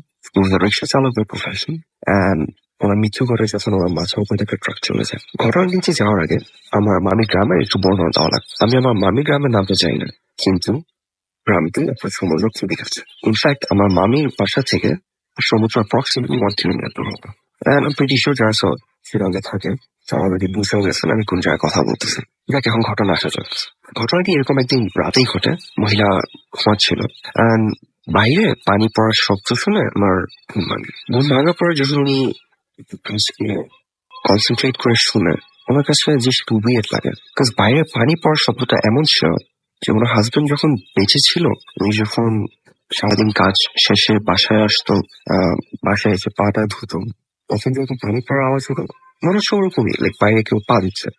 তো আমার কাছে একটু উইয়ার্ড লাগে এবং উনি কিউরিওসিটি বসালো উনি বাইরে দেখার জন্য কিছু ব্যাপার দেখি এনাতে কে পা দিচ্ছে।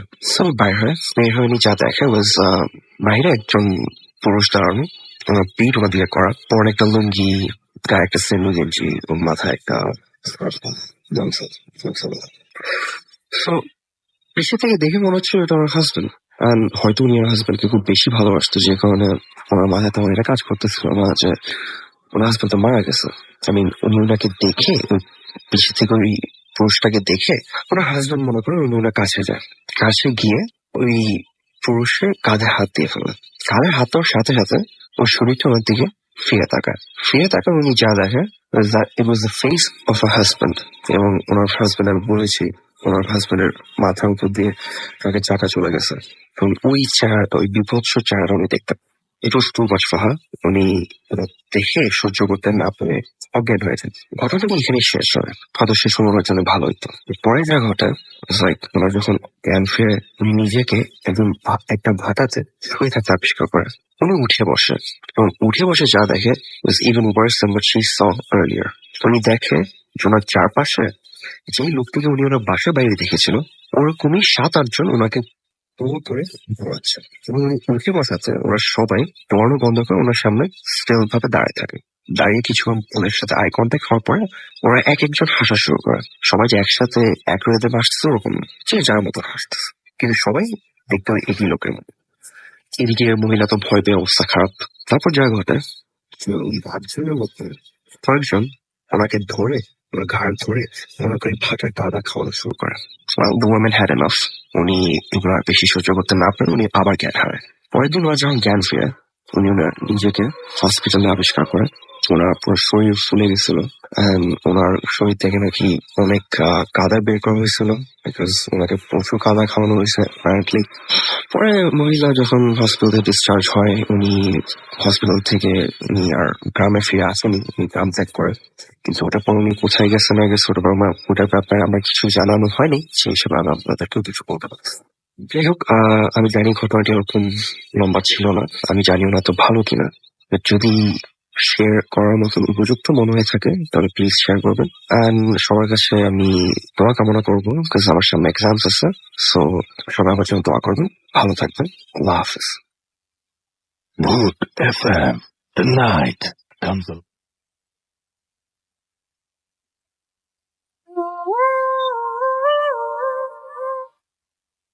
Yes, night comes alive with গ্রামীণ ফোন। শুনছেন সবসময় রেডিও ফুর্তি এফএম। আমি রাসেল আছি সাথে, আমার সাথে রয়েছে মাসুম ভাই এবং আজকে অতিথিরা। এবং ঘড়িতে সময় রাত 1:03। আমি বলবো যারা আমাদেরকে ইমেইল পাঠাতে চান তারা ইমেইল পাঠাতে পারেন bothfm@radiofurti.fm এই অ্যাড্রেসে আপনার ঘটনা পাঠিয়ে দিতে পারেন, আপনার জীবনের সেরা ঘটনা পাঠিয়ে দিতে পারেন আমাকে। এবং ঘটনার শুরুতে অবশ্যই যে আপনি ঘটনাটি স্টুডিওতে শেয়ার করতে চান নাকি আপনি চান আপনার ঘটনা আমরা পড়ে শোনাই, যারা দেশের বাইরে রয়েছেন তারা অচিন্ত্য পাঠাতে পারেন আমাদের কাছে, আপনার ঘটনা কিছু পাঠাতে পারেন। আমরা ঈদের নাই মানে ঈদে মানে কি দিনের শেষে যেদিন রাত হবে সেই রাতে, এবং আশা করছি যে সেই দিনে একটা চমৎকার এপিসোড আপনাদের উপহার দিতে পারবো। সেই জন্য আপনাদের সহযোগিতা দরকার, আপনাদের হেল্প লাগবে। এবং সেটার জন্য যেটা করতে হবে সেটা হচ্ছে যে আপনাদের জীবনে ঘটে যাওয়া বা আপনার জানা সেরা ঘটনা পাঠিয়ে দিতে হবে আমাকে। এবং ঘটনার শুরুতে আপনি যেভাবে উল্লেখ করতে বললাম সেভাবে একটু উল্লেখ করবেন। আর সেই সাথে আমাদের যারা ফেসবুকে ভিজিট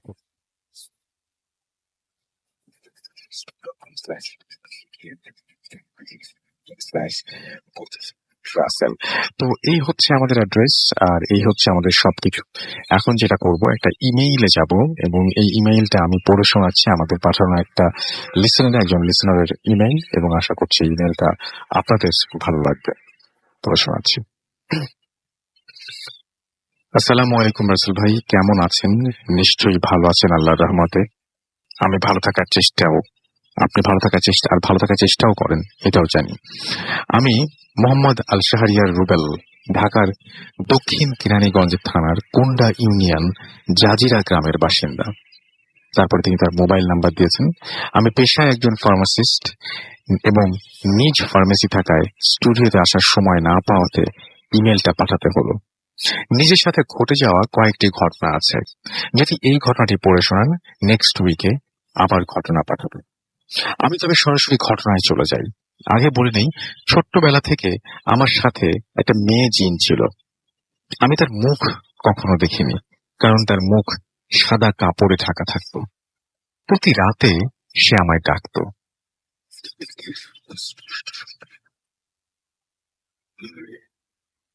আয়।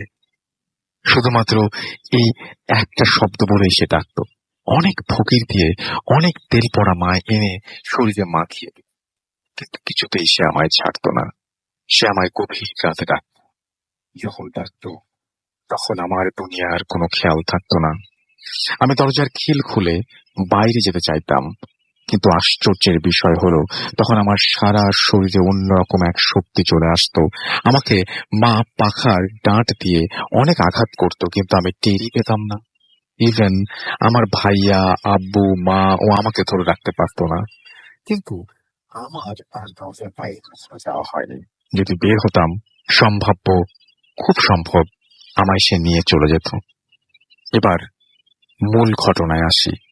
এই জিন থাকাতে আমার মাঝে মাঝে ভয়ঙ্কর কিছু সিচুয়েশনের সম্মুখীন হতে হয়।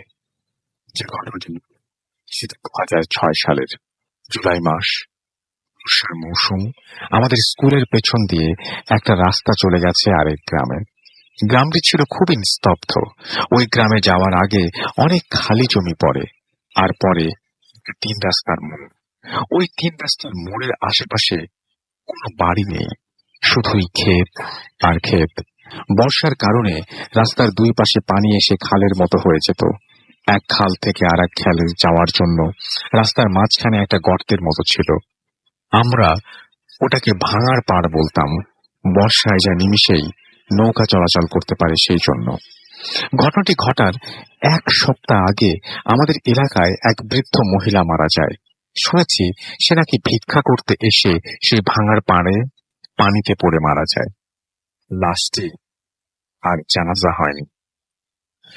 ওখানেই কাক মাছ খেয়ে ফেলে। আমি তখন নতুন মোবাইল ব্যবহার করি। আমার ফ্রেন্ড থাকাতে আমাকে কথা বলতে হতো মুঠোফোনে। আমরা বেশিরভাগ সময় রাতের বেলা কথা বলতাম। আমার একটা অভ্যাস ছিল, আমি এক জায়গায় দাঁড়িয়ে কথা বলতে পারি না। কথা বলতে বলতে আমি হাঁটতাম। কথায় এতটাই ডুবে যেতাম যে কোথায় যাচ্ছি তাল জ্ঞান থাকতো আর। বৃদ্ধা মরার 1 সপ্তাহ পর একদিন রাতে আনুমানিক 12টা হবে, আমি কথা বলছি আর হাঁটছি। হাঁটতে হাঁটতে ঠিক সেই ভাঙার পাড়ে চলে গেছি। চাঁদের আলোয় খালের পানিগুলো হীরের মতো ঝলমল করছে। হালকা বাতাস, অসাধারণ একটা মুহূর্ত ছিল। ভালোই লাগছিল পরিবেশটি।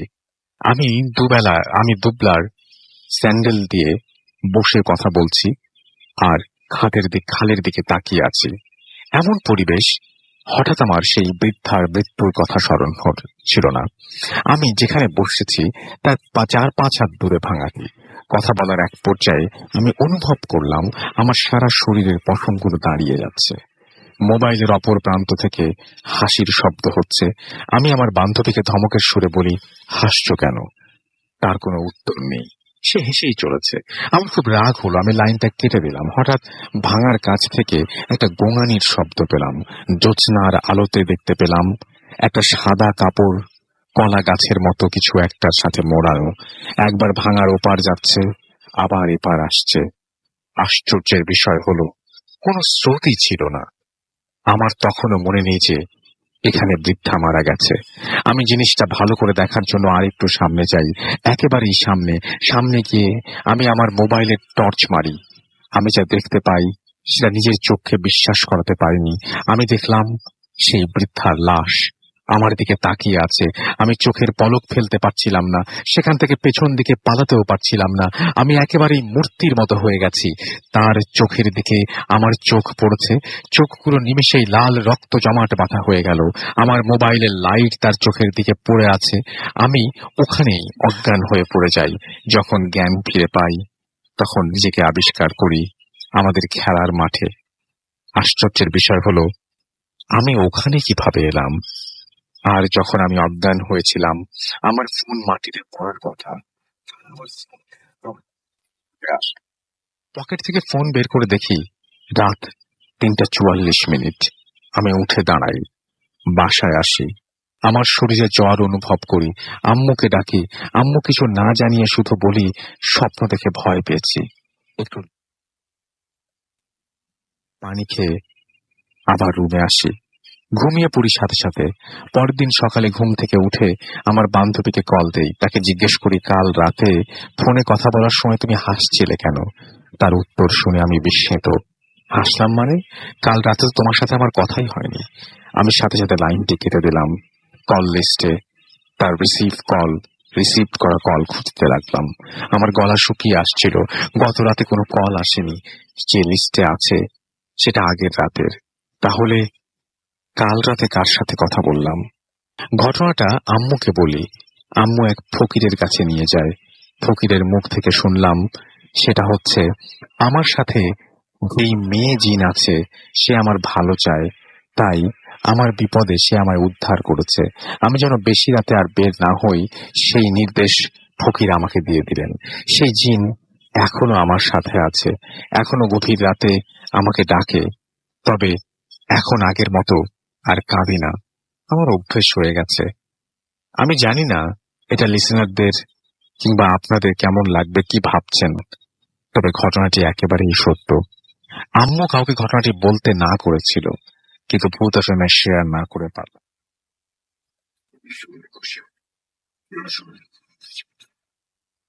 ভালো থাকবেন, আল্লাহ হাফেজ। আমি ঘটনাটি পড়ে শোনালাম এবং আশা করছি যারা শুনলেন তাদের কাছে ভালোই লেগেছে। যদি ভালো লাগে অবশ্যই আমাদের যে কমেন্ট করার জায়গা আছে ফেসবুকে, সেখানে কমেন্ট করে জানিয়ে দেবেন যে এই ঘটনাটি আপনার কেমন লেগেছে। আমরা চলে যাব আমাদের পরবর্তী অতিথির কাছে তার প্রথম ঘটনা শোনার জন্য। আপনার নামটা একটু প্লিজ বলবেন, তারপর আপনার ঘটনায় যাব। আসসালামু আলাইকুম লিসেনার্স, আমি ইমরান হোসেন, মিরপুর, ঢাকা থেকে। তো আজকে আমি যে ঘটনাটা বলবো সেটা আমার মায়ের সাথে ঘটে যাওয়া একটা ঘটনা। তো মূল ঘটনায় চলে যাওয়া যাক। জি। তো ঘটনাটা হচ্ছে, আমার মা পরিবারের মধ্যে ছোট মেয়ে। তো আমার মা পরিবারের ছোট মেয়ে হয়, আমার মাকে বিভিন্ন প্রকার কাজই করতে হতো। তো আমাদের যে নানির বাড়ি, এটা বর্ণনা দিকে এটা অনেক আগের পুরনো। তো এখানে আমার নানি বাড়িতে আসলে টিউবওয়েল না থাকায় আমার মাকে সচরাচরই পানি আনতে যেতে হতো পুকুরে। তো এই পুকুরে পানি আনতে যাওয়ার জন্য আমাদের বাড়ি থেকে পুকুরের ডিস্টেন্সটা অনেক, দূরত্বই অনেক। তো এই দূরত্বে যখন মা সাধারণ দিনের মতোই পানি আনতে যায়, তো ঘটনার দিন আমার মা আসলে মাগরিবের নামাজের আগে যায় ওখানে, এবং যখন যায় তো সেখানে পানি নেওয়ার জন্য একটু মাঝে যাওয়ার জন্য নামে। তো পানি নিয়ে যখন মা উঠে আসবে, তো ওই মুহূর্তে দেখতে পায় যে আমার মা থেকে একটু দূরে কোনো একটি মানুষ, কিন্তু বৃদ্ধ, সে মানে শূন্যে ভেসে আছে এবং তার শরীর সম্পূর্ণভাবে মানে আলো আসছে তার শরীর থেকে, মনে হচ্ছে যে আলোকিত তার শরীরটা। তো আমার মা একটু জিনিসটা ভালো মতো দেখে। তো দেখার পর আমার মা অনেক ভয় পায়। তো ভয় পেয়ে পরে মা দৌড়ে আসতে চায় এবং ওই সময়টায় পাড়ে এসে শেষ হয়ে যায়। তো পরে ওখান থেকে আমার অনেক চেনা জানা কিছু নানা যাওয়ার কারণে সে আমার আম্মুকে দেখায়, আমার আম্মুকে বাড়ি পৌঁছে দেয়। তো পরে আমার আম্মু বাড়ি পৌঁছে অনেক অসুস্থ হয়ে যায় এবং পরে আমার নানা এবং নানিকে কিছু বলতে পারতেছিল না, যে অনেক ভয় পাইছে। আমার নানাই বুঝতে পারে। তো পরের দিন আমার নানা একজন হুজুরকে ডাক দেয় যে এই সমস্যাটার কি হলো এটা জানার জন্য। তো হুজুর যখন আসে তো তখন সে বলে যে আমি আপাতত তাকে একটু পানি পড়া দিয়ে যাচ্ছি এবং সে যেন সবসময় পরিষ্কার পরিচ্ছন্ন এবং পবিত্র থাকে এটা নির্দেশ করে দিয়ে যায়, এবং বলে যায় যে তার একটা জিন আমার আম্মুকে দেখতে আসবে কি সমস্যা সেটা জানার জন্য। তো এটা আমার আম্মুকে যখন বলে, আমার আম্মু অত্যন্ত প্রকার ভয় পেয়ে যায় যে এরকম জিন আসবে। তো পরের দিন ঠিকই আমার আম্মুকে বলা হয় যে ঘরে একা থাকতে এবং ঘরে একটা আগরবাতি রাখতে, ঘর যেন অন্ধকার থাকে। তো ঠিক আছে, আমার মা এভাবেই ঘরটা অন্ধকার থাকে এবং একটা ঘরে আগরবাতি লাগানো থাকে হয়। তো পরে আমার মা হয়তো বা 11টা এরকম একটা সময় বুঝতে পারে যে আমার মায়ের মাথার উপর দিয়ে কোনো কিছু একটা হাত বুলিয়ে দিচ্ছে। তো এটা আম্মু বুঝতে পারে, অত্যন্ত প্রকার ভয় পেয়ে যায়, এবং তারপর অন্ধকার রুম, আসলে ভয়েরই কথা। তো ওই সময়টা আম্মু কৌতূহলবশত জিনিসটার হাত ধরে। তো হাত ধরার পর দেখতে পাই, মানে বুঝতে পারে যে অত্যন্ত ঠান্ডা জিনিসটা এবং নরম। তো পরে আর আম্মুর সাহস থাকে না, তো আম্মু আল্লাহর নাম নিয়ে ঘুমিয়ে পড়ে। তো পরে কিছুদিন পর আমার নানাকে হুজুরটা জানায় যে ওই জিনিসটা তোমার যদি মাগরিবের আজানের পরে হতো তাহলে অনেক দেরি হয়ে যদি যাইতো, তাহলে আম্মু হয়তো বা ক্ষতি করার একটা কিছু করতো, কিন্তু পায়নি। আর এরপর থেকে আম্মু অনেক সাবধানে থাকে এবং আম্মু চেষ্টা করে যে সবসময় অনেক দুপুর টাইমে পানি টানার। এই ছিল আমার ঘটনা। ধন্যবাদ আপনাকে আপনার ঘটনার জন্য। আর একেবারে ছোট্ট একটা ইমেল পড়বো, দেখেন কেমন লাগে। লিখছেন এভাবে: হ্যালো রাসেল ভাই, কেমন আছেন? আমার নাম অঞ্জন, আমি মৌলভীবাজার থাকি। আমি ভূত এফএমের একজন নিয়মিত লিসনার। আজ আমি আপনাদের সাথে শেয়ার করতে যাচ্ছি একটি ঘটনা। সময়টা 2006 সাল। এই ঘটনাটি আমার বন্ধুর কাছ থেকে শোনা। ওদের এলাকায় স্থায়ী জেলেদের মুখে শোনা যায় গাছমুছমের অভিজ্ঞতার কথা। বিশেষ করে গভীর রাতে যারা মাছ মারতে যান তাদের কথা শুনে চমকে যেতে হয়। কয়েকজনের মুখোমুখি সাক্ষাতে কথা জানতে পারি তাদের অভিজ্ঞতার কথা। বিশেষ করে গভীর রাতে যারা মাছ মারতে যান বলে, আচ্ছা, এবং ভোর হবার আগে নাকি তারা নদীর মোহনায় প্রচুর মাছ পান। এই লোভে স্থানীয় অনেক জেলেই এই সময়টা বেছে নেন মাছ ধরার জন্য। যারা ওই সময় মাছ ধরতে গিয়েছেন তাদের প্রত্যেকেরই জীবনে কখনো না কখনো সবার প্রথমে যার সাথে ওর কথা হলো তার নাম গফুর মাঝি। তিনি নিজের ভাইপো ওয়াহিদকে সাথে নিয়ে তিনি এক রাতে মাছ ধরতে বের হন। রাত 3টার দিকে হঠাৎ করে নদীর বাতাস একেবারে থেমে যায়। উল্লেখ্য, নদীতে বাতাস পড়ে যাওয়া মানে ঘূর্ণিঝড়ের পূর্বাভাস। তিনি ওয়াহিদকে বলেন হাল ঘুরিয়ে ফিরতি পথ ধরতে। ওনারা মাছ ধরতে ধরতে অনেকটা ভেতরে চলে এসেছেন। হঠাৎ তারা উভয়ই লক্ষ্য করেন তাদের থেকে প্রায় মাইল খানিক সামনে একটি যাত্রী নিয়ে একটা নৌকা আসছে। নৌকাটা হয়তো চোখে পড়তো না, কিন্তু অবাক লাগলো কারণ নৌকার ওপরের ছাউনিতে একটা অদ্ভুত রঙের বাতি জ্বলতে দেখা যায়। অনেকটা নীলচে আভা বের হচ্ছে সেই বাতি থেকে। মানুষগুলো হয়তো বিপদে পড়েছে এটা ভেবে গফুর মাঝি দ্রুত বৈঠা বেয়ে তার ভাইপোর সাহায্যে ওই নৌকার পাশে চলে যান। নৌকার ভেতরে উঠিয়ে দিয়ে চমকে ওঠেন গফুর মাঝি। নৌকার ভেতরে মাঝি নেই। তার চেয়ে ভয়ঙ্কর ব্যাপার হলো নৌকার পাটাতনে একটি লাশ, অনেক পুরনো লাশ, পচে গলে আছে। ছাউনির ভেতরে একটা মরচে পড়া হারিকেনে আগুন জ্বলছে। গফুর মিয়ার মুখ দিয়ে তখন চিৎকার বেরিয়ে আসে। চাচাকে চিৎকার করতে দেখে বইটা ফেলে দ্রুত চাচার পাশে চলে আসে ওয়াহিদ। দেখে চাচার মাথা ঘুরে চাচা পড়ে যাচ্ছেন। দৌড়ে গিয়ে কোনো মতে চাচাকে ঠেকায় সে। সাথে সাথে সামনে উঁচু করে সামনে তাকিয়ে দেখে সেখানে কোনো নৌকা তো দূরের কথা, আশেপাশে ঘন অন্ধকার ছাড়া। সে নিজে ওই যাত্রী নৌকা ঠেকিয়েছিল। নৌকায় নৌকায় ধাক্কা খাওয়ার আওয়াজ পর্যন্ত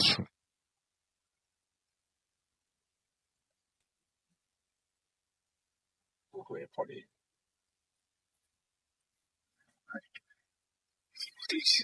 ওই দিনের ঘটনায় মিয়া রাতে আর মাছ ধরতে যান না। সূত্রধর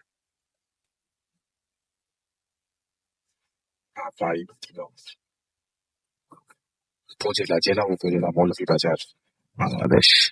আমরা চলে যাবো একটা ছোট্ট বিরতিতে এবং বিরতির পরে আমরা একটা অডিও ক্লিপ শুনবো, তারপরে আবারও ফিরে আসবো। আশা করছি সেই পর্যন্ত আমাদের সঙ্গেই থাকবেন। স্টে টিউনড টু রেডিও ফুর্তি, area FM and View Furti. Voot FM. The night comes alive. What you're looking for.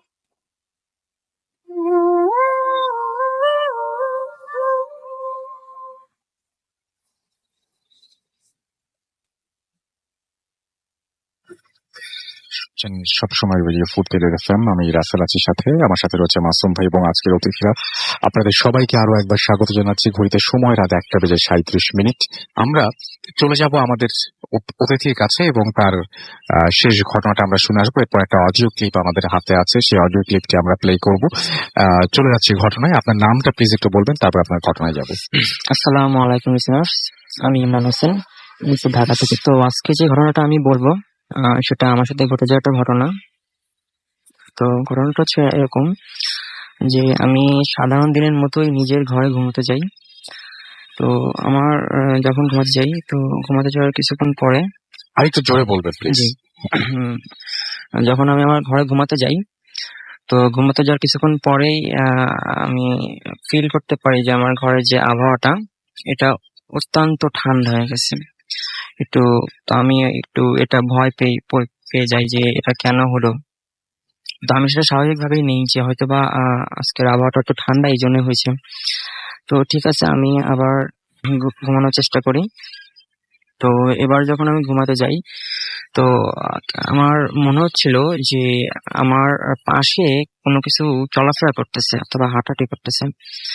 তো আমার মনের মধ্যে কেমন একটা ভয় চলে আসে যে এটা কি হচ্ছে।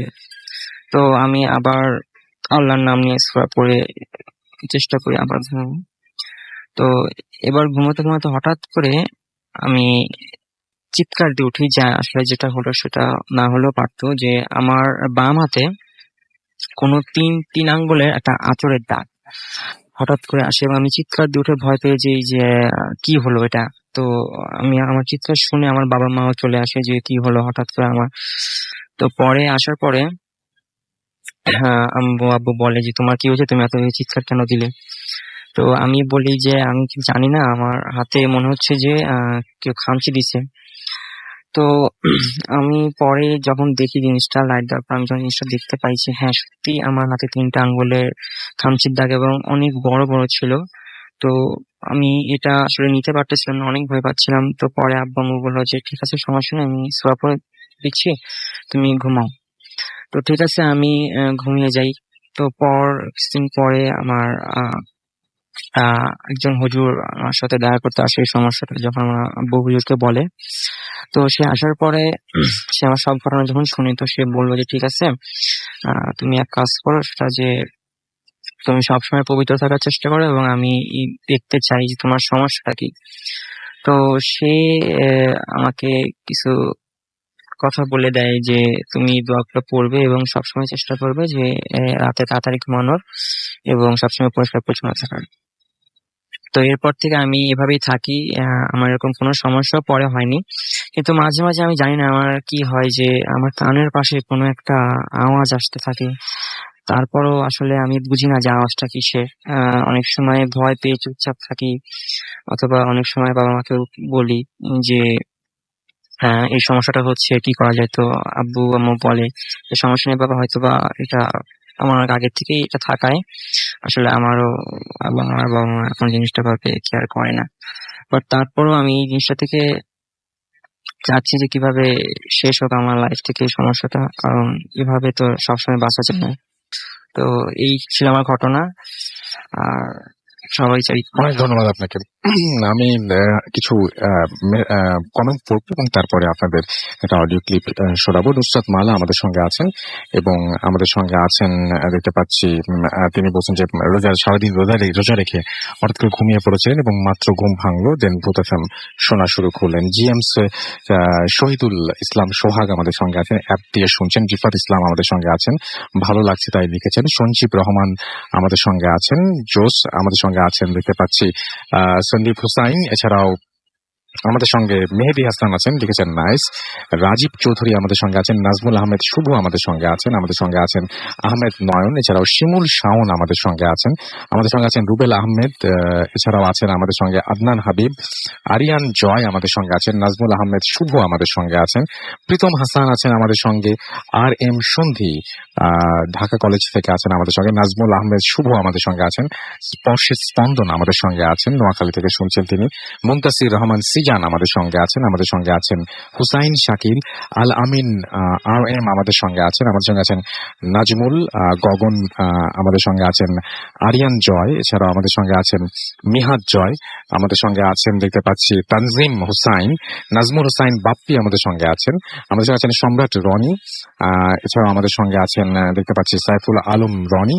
সুমন রানা আমাদের সঙ্গে আছেন। আমাদের সঙ্গে আছেন শতডানার প্রজাপতি, আছেন আমাদের সঙ্গে শিহাব উদ্দিন, ড্রিমলেস বয় আমাদের সঙ্গে আছেন, আর আই রাহুল, এছাড়াও আছেন আমাদের সঙ্গে মোহাম্মদ সাব্বির খান, সিলেট মৌলভীবাজার থেকে শুনছেন, আমাদের সঙ্গে আছেন দেখতে পাচ্ছি, এছাড়াও এমডি আপন আছেন আমাদের সঙ্গে দেখতে পাচ্ছি, আরো অনেকেই এই মুহূর্তে অনেকেই, এবং মোহাম্মদ আমির হোসাইন খান অনেকদিন পর শুনছেন, ভালো লাগছে। তামিম খান আমাদের সঙ্গে আছেন, রানা দেব আমাদের সঙ্গে আছেন, এবং তিনি বলছেন আজকে প্রথম অসাধারণ হচ্ছে। আমি জানি না এটা, মানে আমি জানি যে আপনাদের দুই ধরনের ফিডব্যাক পাবো। কেউ কেউ হয়তো গ্রামের ঘটনা বেশি পছন্দ করেন, তাদের কাছে আজকে বেশি ভালো লেগেছে, হোপফুলি তারা লিখছেন এখানে। শাহরুখ আলম সাজিদ আমাদের সঙ্গে আছেন, রেকর্ড পাঠাবো কিভাবে? আচ্ছা, আপনি আপনার ফোন দিয়ে একটা কোয়াইট প্লেসে, যেখানে কোনো আওয়াজ টাওয়াজ নাই, ঘরের ফ্যানটা অফ করে দিবেন, মাস্ট এটা। তারপরে রেকর্ডটা করবেন এবং সেই রেকর্ডটা করে সেটা মেইল করে পাঠিয়ে দিবেন, ইমেইলে অ্যাটাচ করে পাঠিয়ে দিবেন আমাদের অডিও ক্লিপটি, আমাদের ভূত এফএম @radio40.fm এই অ্যাড্রেসে। আমাদের সঙ্গে আল ফাহাদ আছেন, আমাদের সঙ্গে আছেন নাজমুল আহমেদ শুভ, বরিশাল থেকে শুনছেন, আমাদের সঙ্গে আছেন এমডি সাইয়েদ আলী, রাজশাহী থেকে শুনছেন, নিলয় হাসান হোসেন নীল আমাদের সঙ্গে আছেন।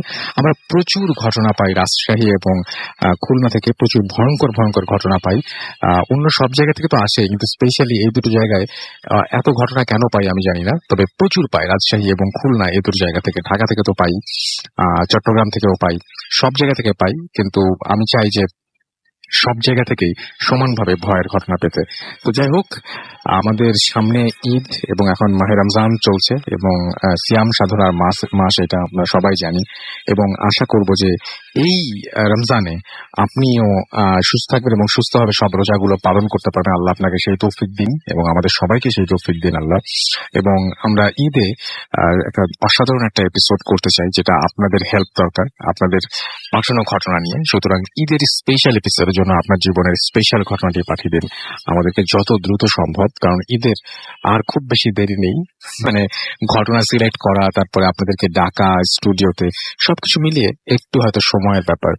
তো ঈদের দিনটা আমরা ভূত এফএম দিয়ে কাটাতে পারি, এবং মানে সারাদিন ব্যস্ততা শেষ করে নামাজ পড়ে সবার সাথে দেখা সাক্ষাৎ করে আমরা কাটাতেই পারি ঈদের একটা দিন। তো যাই হোক, কথা হবে আবারও আগামী সপ্তাহে। তবে যাওয়ার আগে বলে দিই, একটা অডিও ক্লিপ কিন্তু আপনাদের শোনাবো, সুতরাং অবশ্যই থাকুন আমাদের সঙ্গে, এবং কথা হবে আগামী সপ্তাহে ঠিক রাত 11:59। সেই পর্যন্ত সবাই ভালো থাকবেন, সুস্থ থাকবেন, সুন্দর থাকবেন, মোস্ট ইম্পর্টেন্টলি ফুর্তি থাকবেন। আজকের মতো এখানেই শেষ করছি, টাটা। হ্যালো স্যার, রাসেল ভাই, আমি সৌদি আরব থেকে বলতেছি। আমি এর আগে একটা ঘটনা পাঠাইছিলাম, আপনারা সেটা আপ্রচার করছেন, ধন্যবাদ। তো আমিও আমার নাম পরিচয় কিছু প্রকাশ করতে চাচ্ছি না, এবং আমি আরেকটা ঘটনা, আমাদের গ্রামেরই ঘটনা, আমি একটু শেয়ার করতে চাই, যদি ভালো লাগে প্রচার করবেন। এই ঘটনাটা হচ্ছে আমাদের গ্রামে একটা ফ্যামিলি আছে, ওনাদের ফার্স্ট জেনারেশন যিনি ছিলেন, ওনারা ব্যক্তিগত হচ্ছে অন্ধ হাফেজ। উনি কিভাবে এখানে আসছেন আমাদের গ্রামে, সেটা হচ্ছে অন্য আরেকটা কথা। তো ওনারা আসার পরে ওনারা খামন করতে চিংড়ি নিয়েই ওনারা চলতেন। সেটাই ওনাদের সেকেন্ড জেনারেশন ছিল। ওনারে আমি দেখছি ব্যক্তিগত ভাবে, ওনার বয়স আমি যখন ফ্যামিলি এসেছিলাম 1990 সালে, সেই সময় তারও আগে ওনার 1 বছরের মধ্যে উনি মারা গেছেন। আমি টিভিতে দেখছি। এখন চলতেছে ফোর্থ জেনারেশন, থার্ড জেনারেশন যে আছে, উনি একজন আছেন, উনি এইসব আমল টামল এইসব করেন, হাফেজ সাহেব। ওনারও বেশ কিছু ঘটনা আছে, কিন্তু আমি সেকেন্ড জেনারেশন যে আছে, ওনার সাথে যে ঘটনাটা উনি বলছেন, ওনার কাছে শুনেছিলাম, সেটা আমি শেয়ার করতে যাচ্ছি, এখন সেটাই বলবো। তো এই ঘটনাটা, ওনারা আসছেন সেই আজমির থেকে এখানে আসছে। ওনার যে ফার্স্ট জেনারেশন যে ছিলেন, ওনার ঘটনা এটা। ঘটনা হচ্ছে এরকম, সেই সময় অনেক আগের ঘটনা। সেই সময় তো বিয়ে করে বউকে পালকিতে করে নিয়ে আসার প্রচলন ছিল। তো সেই ধরনের একটা বিয়ে, লোকজন পালকিতে করে নিয়ে আসতেছিল বউ। তো সেই সময় তো নিশ্চয়ই অনেক দূর ছিল, এক পাহাড়ে হাইট আসা যায় না, তার জন্য হয়তো রেস্ট করতে হয়, আবার চলে এইভাবে আসে। এই ধরনের রেস্ট করার জন্য বসছে ওনারা, রেস্ট করে যখন বউ নিয়ে আসবে, পালকি গাড়ি উঠাইছে যেমন, তখন দেখা যায় পালকি হালকা লাগে। মানুষ থাকলে এক ধরনের ওজন থাকে, আর শুধু পালকির ওজন, তো ওনারা তো বুঝতে পারবে ভিতরে তো হালকা লাগে, কিন্তু খুলে দেখা দরকার সমস্যা কি ভিতরে। তো যারা ছিল ওনারা দায়িত্ববান লোকজন ছিল, তো হাজবেন্ডও ছিলেন, তখন তো খুলে দেখছে যে বউ নাই। সেই সময় নাকি এরকম করতো সবসময়, প্রায় সময় ডাকাত নিয়ে গেলে তো চোখের সামনে দিয়ে উঠায় নিয়ে যেত মেরে তৈরা। তো যখন ভিতর থেকে নাই, তখন নিশ্চয়ই এটা কোনো ধরনের সমস্যা। সে সময় এরকম হয়তো তো ওনারা জানেন যে এটা দুষ্ট জিনের কাজ, সেই জন্য ওনারা তখন বড় হুজুর যে আমাদের ছিলেন মনে হয় ওনার শরণাপন্ন হয়েছে। তখন উনি মোটামুটি করে বললেন যে কেউ একজন আছে যে ভালো ঘোড়া চালাইতে পারে, ওনার আর সাহসী এরকম লোক দরকার। একটা কুকুরের গলায় একটা চিঠি বাইরে দিয়েছেন, কুকুর যেখানে দেখে যাবে ঘোড়া নিয়ে ওটার পিছনে যেতে হবে। তো কুকুর এইভাবে ছুটছে পিছনে, ঘোড়া নিয়ে উনিও যাচ্ছে। কুকুর এক জায়গায় দৌড়ে যাইতে এক জায়গায় নাকি মাটি আশ্রয় দেয় যে কুকুর দেখছেন গিয়া যায় না মাটি, কুকুর মাটি আশ্রয়, তো মাটি আশ্রয়তে অজ্ঞান হয়ে পড়ে গেছে। ছেড়ে জায়গায় হবে খুলে খোলার পরে দেখা গেল এখানে একটা দরজা, সেই দরজা পরে বলছে উনি নক করতে এই ধরনের কিছু একটা নক করছে, পরে দরজা খুললো একজন, তখন সালাম দিয়ে ওই চিঠিটা হাতে দিছে এরকম ও হারা গেছে উঠাই নিয়ে আসছে কেউ। তখন ও দেখে তারপরে উনি আর কি বউ হ্যান্ড ওভার করে দিচ্ছে। এটা আমার শোনা ঘটনা, আমি ও দেখি না, এখন ওনারাও কেউ জীবিত নাই এখন। এটা যদি বলেন প্রমাণ দেন কোথেকে শুনছেন ইন্ডিয়া আর যদি কোথাকার ঘটনা আমি বলতে পারবো না। যদি আমার কাছে তখন আমি শুনেছিলাম ওনারও মিথ্যা কথা বলার কথা ছিল না, উনি যে মানুষ ছিলেন মিথ্যা কথা বলবেন না, শুধু শুধু বাহাবা নেওয়ার দরকার নেই ওনার, এমনি লোকজন আছে। তো এটাই ছিল ঘটনা। সবাই ভালো থাকবে। আসসালামু আলাইকুম, আল্লাহ হাফেজ।